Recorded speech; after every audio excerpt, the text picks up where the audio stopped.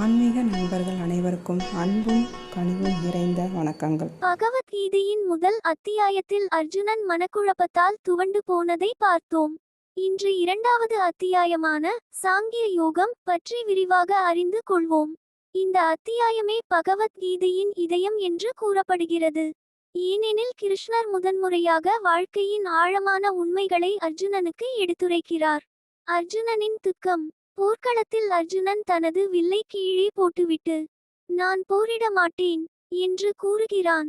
அப்போது கிருஷ்ணர் அவனை பார்த்து உனக்கு ஏன் இந்த பலவீனம் என்று கேட்கிறார். வாழ்க்கையில் பிரச்சனை வந்தால் ஓடுவது தீர்வு அல்ல என்பதை முதலில் உணர்த்துகிறார். ஆன்மா அழிவதில்லை. கிருஷ்ணர் கூறுகிறார், உடல் அழியும், ஆன்மா அழியாது. நாம் பழைய ஆடைகளை கழற்றி புதிய ஆடைகளை அணிவது போல ஆன்மா பழைய உடலை விட்டு புதிய உடலை எடுக்கிறது. இதுவே மறுபிறவி தத்துவம். பிறந்தவர்களுக்கு மரணம் நிச்சயம். பிறந்த அனைவருக்கும் மரணம் நிச்சயம். மரணமடைந்த அனைவருக்கும் மறுபிறப்பு நிச்சயம். இது இயற்கையின் விதி. எனவே மரணத்தை நினைத்து துக்கப்பட வேண்டாம் என்று கிருஷ்ணர் கூறுகிறார்.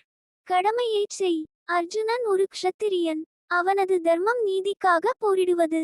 கடமையை விட்டுவிட்டு பின்வாங்குவது சரியல்ல. நமக்கும் இதே பாடம் பொருந்தும். மாணவன் படிக்க வேண்டும். பெற்றோர் பொறுப்பை நிறைவேற்ற வேண்டும். தொழிலாளி நேர்மையாக உழைக்க வேண்டும்.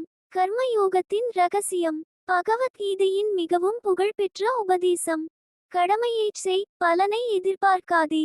நமக்கு செயலில் மட்டுமே உரிமை உண்டு. பலனில் உரிமை இல்லை. பலனை நினைத்து கவலைப்படும்போது மன அமைதி கெடுகிறது. சமநிலை மனநிலை. வெற்றி வந்தாலும் மகிழ்ச்சியில் துள்ளாதே. தோல்வி வந்தாலும் மனம் உடையாதே. இன்பமும் துன்பமும் சமமாக பார்க்கும் மனமே யோக நிலை. நிலையான ஞானி யார்? கிருஷ்ணர் ஸ்திதபிரஜ்ஞன் என்ற உயர்ந்த மனிதரை விவரிக்கிறார். அவரின் குணங்கள்: கோபப்பட மாட்டார், ஆசைக்கு அடிமையாக மாட்டார், பயப்பட மாட்டார், எப்போதும் அமைதியாக இருப்பார், இறைவனை நினைத்து வாழ்வார். ஆசையின் ஆபத்து: ஒரு மனிதன் எதையாவது தொடர்ந்து நினைக்கிறான். அதில் ஆசை உருவாகிறது. ஆசை நிறைவேறாவிட்டால் கோபம் வருகிறது. கோபம் அறிவை அழிக்கிறது. அறிவு அழிந்தால் வாழ்க்கை சீர்குலைகிறது. கடலை போல இரு. எத்தனை நதிகள் கடலில் கலந்தாலும் கடல் நிரம்பி வழிவதில்லை. அதேபோல் வாழ்க்கையில் எத்தனை நிகழ்வுகள் வந்தாலும் மனம் அசையாமல் இருப்பவனே உண்மையான யோகி. இந்த அத்தியாயம் சொல்லும் வாழ்க்கை பாடங்கள்: ஆன்மா அழிவதில்லை. மரணம் இயற்கையானது. கடமையை தவறாமல் செய்ய வேண்டும். பலனை பற்றி கவலைப்படக்கூடாது. வெற்றி தோல்விகளை சமமாக ஏற்க வேண்டும். ஆசை மற்றும் கோபத்தை கட்டுப்படுத்த வேண்டும். மன அமைதியே உண்மையான செல்வம். நிறைவுரை.